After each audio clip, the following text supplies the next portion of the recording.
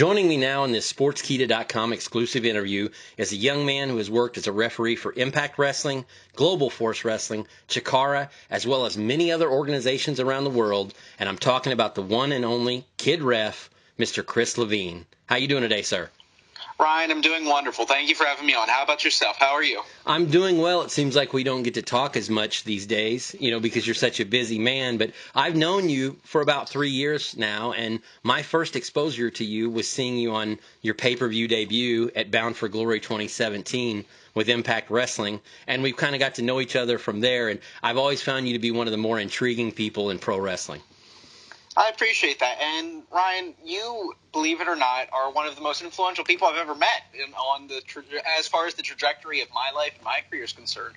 Because so much of what I'm about now, and not just in wrestling but in real life, surrounds writing. And honestly, I wouldn't be writing like I am now if it wasn't for you giving me the kick in the pants to start writing for the girl position years ago. So thank you, man. I couldn't have done it without you. Well, I definitely want to focus on your writing career, but right now I want to talk about your time in the ring as an official. And I have to tell you, I'm going to go back to, like I said, the first time I saw you at Bound for Glory. And I think like many people at the time, there were fans scratching their heads thinking, who is this teenager in the ring refereeing these matches? But go ahead. I'm sorry. Contrary to popular belief, you're a little bit older than most people think you are. Yeah, and you know what? That's something I felt my whole career. So right now I'm 28. I started in the business all the way back in 2007 when I was 15, and that was a issue a lot of places. People felt that I didn't look believable as an official, as someone who could keep the rules going because I'm such a small guy, because I look so young. So it was always something that hampered me, and I was always terrified that it would hold me back in my career. And then when fans kind of took a liking to it and turned me into a meme when I started with Impact. So what was my biggest weakness turned into my biggest strength, thankfully. Yeah, you gained quite of a cult following as the quote-unquote Kid Ref in your time with Impact, and you even took part in some pretty funny spots in the matches. The crowd actually chanted for you, which is a rarity for an official. So just, I guess in some way, please talk a little bit about the response the Impact audience gave you and how much it meant to you at the time. Oh, so I've always been someone who attracts the attention of the fans, whether it's having fun with me like that or whether it's at my expense. And I've always been cool with it because as a referee, we don't have that many opportunities to directly affect the entertainment value of an event. And we facilitate communication. We do a lot behind the scenes that people don't realize, but how often does a referee do a spot that's funny or it's fun or it's something that has you cheering or booing? Not terribly often. And for me, the fact that fans could take something away from what I'm doing and find entertainment value in that means the world to me. Just to know that I can just help someone make their day, have fun, forget about what's going on in the world. I love that.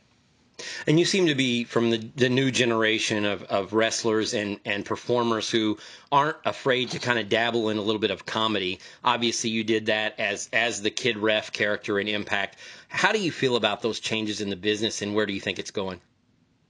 I think that we are all clowns under the big top of the circus, and going back until the earliest days of professional wrestling, you could pick up an article from the early 1900s when matches were still going for hours on end, and you could have old-timers of that day saying, oh, wrestling has strayed too far from what it used to be.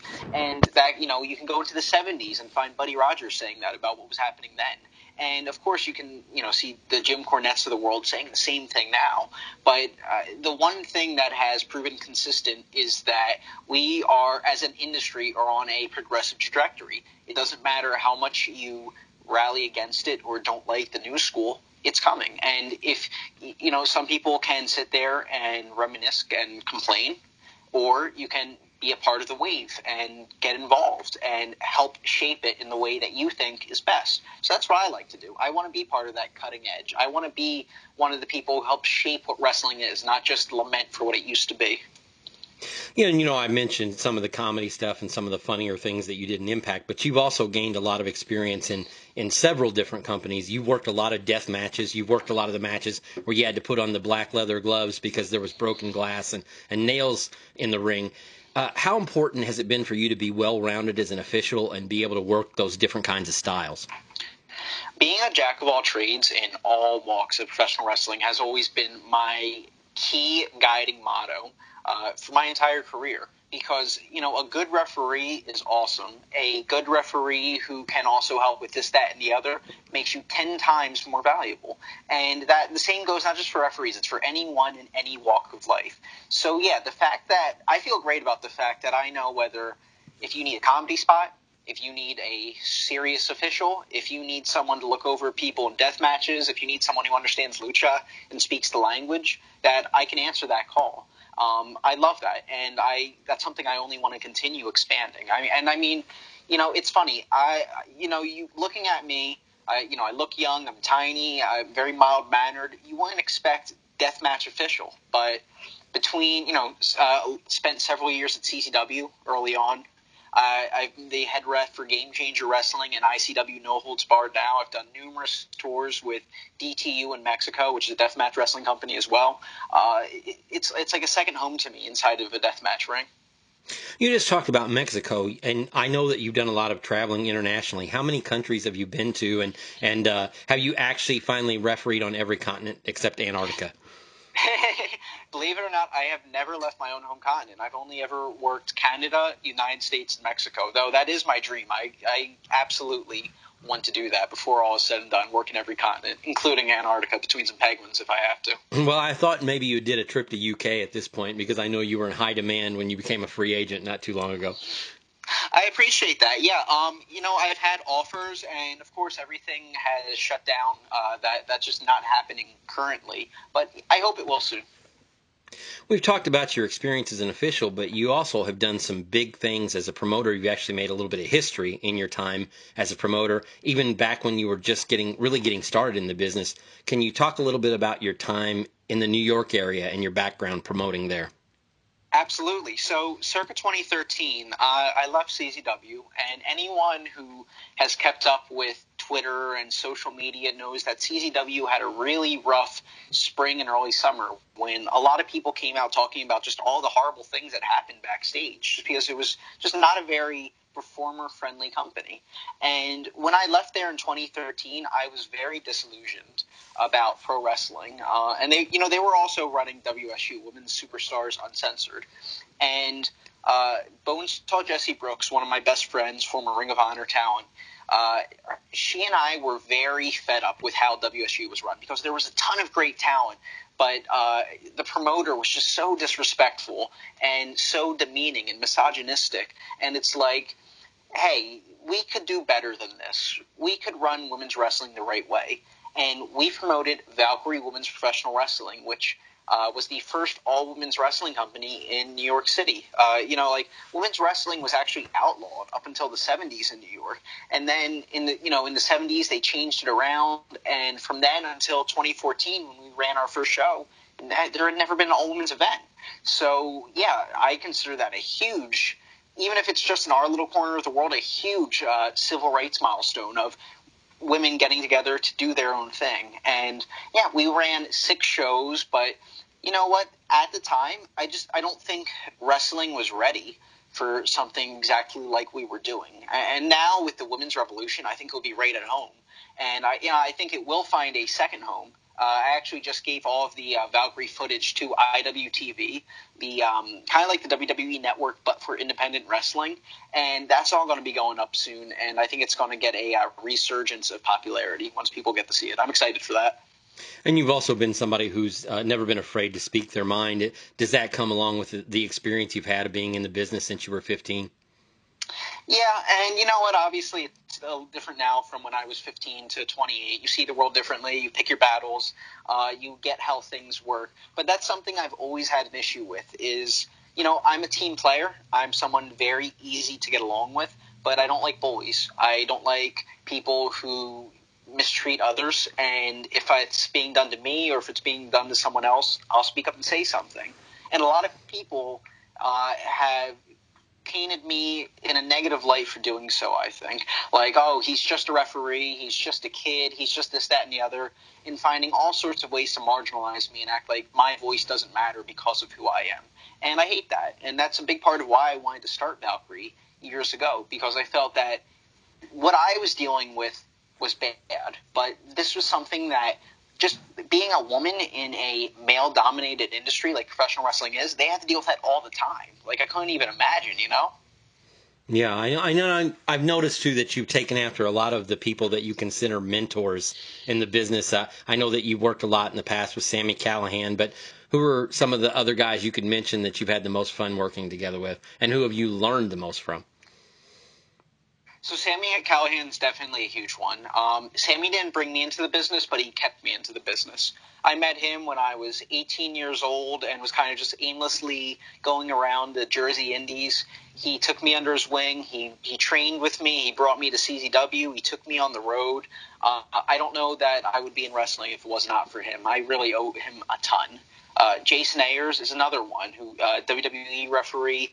He has always made himself available for feedback, advice, help. He's such a good dude, such a wonderful family. I'm lucky to have them in my life. And you know what? I feel bad because there's so many people I'm sure I'm going to leave out. Ryan, you were a huge influence to me with writing. Or John Trotsky, who used to wrestle Supreme League Great. He was the trainer for Mickey Rourke in The Wrestler. And he, even though he's a wrestler, he played the referee at the end of the film. He taught me a ton about approaching professional wrestling in a cinematic perspective, which now with Camp Leapfrog, honestly, that's been a game changer for me. Well, you brought up the writing career, which I was waiting to get around to. I know that you're an aspiring writer, and you're a great one at that. You've been published at several websites and publications in just a short amount of time. What do you enjoy most about writing, and how do you think that applies to the pro wrestling world for you? So I grew up right outside of Atlantic City, and I had a lot of visits to the Ripley's Believe It or Not auditorium. So that really influenced my interest in anthropological studies and history, just like that whole weird corner of the world, and figuring out how it connects us. And, you know, that's the thing. When you look at stuff like that, it's not meant – maybe in the past, in the freak show days, it was meant to point at and laugh and say, look how different or strange they are. But now that I think – we're looking at it from a more ethical perspective of, okay, these people do something weird, and it's not the way we do it. Let's understand how they do it, why they do it, and see if we can all find that we actually get along and have a lot more in common than we think. And, you know, one of my favorite things with that was, so I write for Ripley's Believe It or Not now, and one of my favorite articles was The Walking Dead of Tana Taraja. And these people, it's an island community out in the Pacific, and when someone passes away, they stay in the house for months or years while the family saves up money for this lavish funeral, not unlike what we do out here in the West with weddings. And then once they have this big ceremony with games and all kinds of things, and then once they're entombed, every year they're brought out, they are cleaned up, their clothing is changed, and they're paraded around town. And anyone on the surface from the West would probably look at it and say, that's insane. Why are they doing all of that?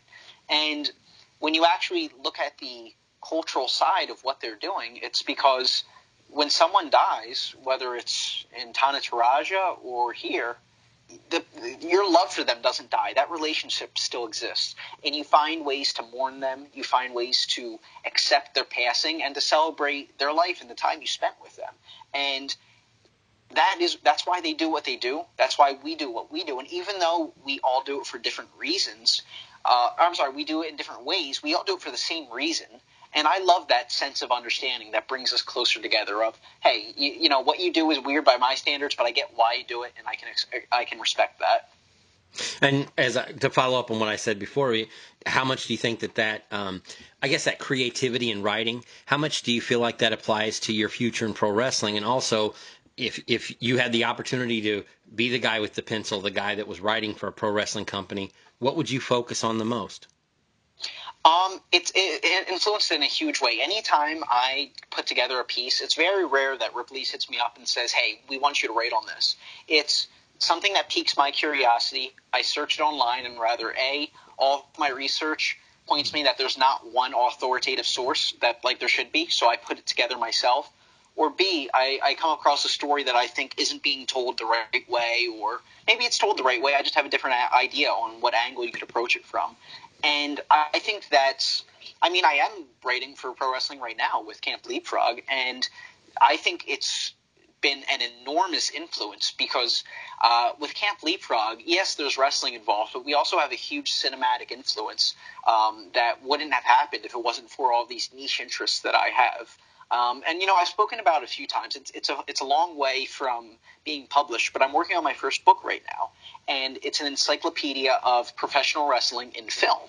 And when you're sitting there watching all of these films from the late 1800s up till modern day, you see the ebb and flow of when pro wrestling was popular. It hits popularity like big in the 30s, and then in the late 40s, early 50s, and then it has a comeback again in the late 70s, and then again with the boom of the 80s, and right now we're experiencing a modern renaissance. And seeing how all of these storytellers took our medium of storytelling and integrated their own is just giving me even more ideas of how we could do the exact opposite, integrate cinema into pro wrestling, which has been the thing of 2020. Now that we can't always have fans at shows, or we can't have as many, it allows us that creativity to say, hey, wrestling has always been shot for TV in this way. Now that we don't always necessarily have the option to run in front of fans, we can change it up a bit. And that's kind of what Leapfrog's all about. You seem to be a guy that's, for being so young, that you're an old school movie and TV buff. Do you think that's kind of the ultimate, I guess, ending for pro wrestling? Is it's going to come down to marrying old school with new school? Yeah, and I think that's the story of entertainment in a nutshell. It's finding different sources and melting it together. For example, if you're only watching professional wrestling and basing your professional wrestling on that, everything is just going to be something that someone else has already seen, right? But the best thing is, we as professional wrestlers or referees or bookers or whatever, we're storytellers. And that's no different than the storytelling that you'll find in a movie, in a TV show, in a song, in a painting. It's all storytelling. And taking from these unique mediums and bringing it into our own, it's just going to make ours stronger. Well, I hate to wrap things up on you, but I know that you're a busy, busy guy. You got a million things going on right now. So please let us all know what's happening next for you and what projects you're working on right now. Sure. So just real quick, I'll say that Camp Leapfrog, that's a project we have airing on IWTV, and we've done 2 films so far. Each one is half wrestling, half movie. It's a pro wrestling themed summer camp where wacky hijinks happen. It's all very tongue-in-cheek. Our first one came out this past September, and it was a really fun project. Our second one, Camp Leapfrog, Things That Go Bump in the Ring, just came out on October 29th. It's our Halloween special, and now that we got the first one out of the way and we figured out exactly what we're doing and how we want to do it, the second one blows it out of the water. We have a ton of cast and crew, a lot of people from what was originally Chikara, who, the promotion closed, a lot of people lost their home, and the good thing about that, though, is Chikara's not a place, it's a people. So we have a new family there. We are integrating all of that. We have fun guests from, we have the classics, whether it's the Boomer Hatfields and Still Lifes, or we also have Warhorse, and even, believe it or not, 911 made a special appearance at the last Leapfrog show. His first one in how many years? It's a lot of fun. Anyone who wants to check that out, I'd say sign up with IWTV. Use promo code LEAPFROG to get your first 5 days free, and you'll love it. IWTV, it has footage from the 80s, 90s, and today, US, Canada, Mexico, Japan, all indie stuff, and all very affordable.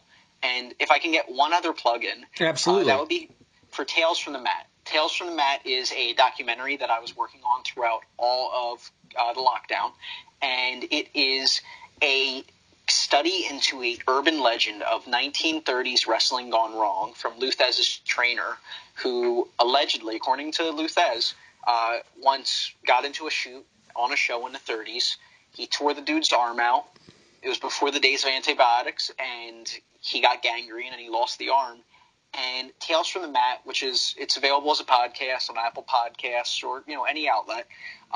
It authenticates that story, figures out what's true, what's not, and utilizes a huge cast of indie talent, from the Masha Slamoviches over in Japan to the Anthony Green, one of my best friends before he got signed with WWE. And we tell that story, figure out truth from lies, and then at the very end, we also use it as a lens to examine gatekeeping and bullying in professional wrestling. And we were so blessed to have a crew of Gerald Briscoe, Dr. Tom Pritchard, and Lufisto that I was able to interview each of them to get their own experiences of being bullied and, in some cases, bullying others in their formative years in the industry. I've always loved the Tales from the Mat format ever since you started writing about it. So I'm looking forward to seeing it on film now. But before you plug all that stuff, you got to tell everybody where to follow you personally on social media. I appreciate that. You can find me online at Ref Kris Levin, and that's Chris with a K because my parents are difficult. And I always pronounce I've pronounced your last name wrong for years. So could you clarify? Everyone does. It's okay. My name is Kris Levin. And I always say Levine. Yep, everyone does. It's all good. Hey, you would think after 3 years now I would know better, but I don't. I'm sorry. Well, I want to thank you, Mr. Kris Levin, for joining me here on Sportskeeda.com. Keep on doing what you're doing. You obviously have a great career ahead of you as a referee, as a writer, as a producer. You've got so many projects going on. You've got to keep in touch with me going forward. Thank you so much, Ryan. I appreciate you having me on, and the feeling is mutual. As far as me and writing, there would be no Chris without a Ryan. And as soon as you get the chance to listen to Tales from the Mat, it's available on Apple Podcasts now. Let me know what you think, because that would not be a thing without your help. I appreciate that, sir. You have a great day. Thank you. You as well.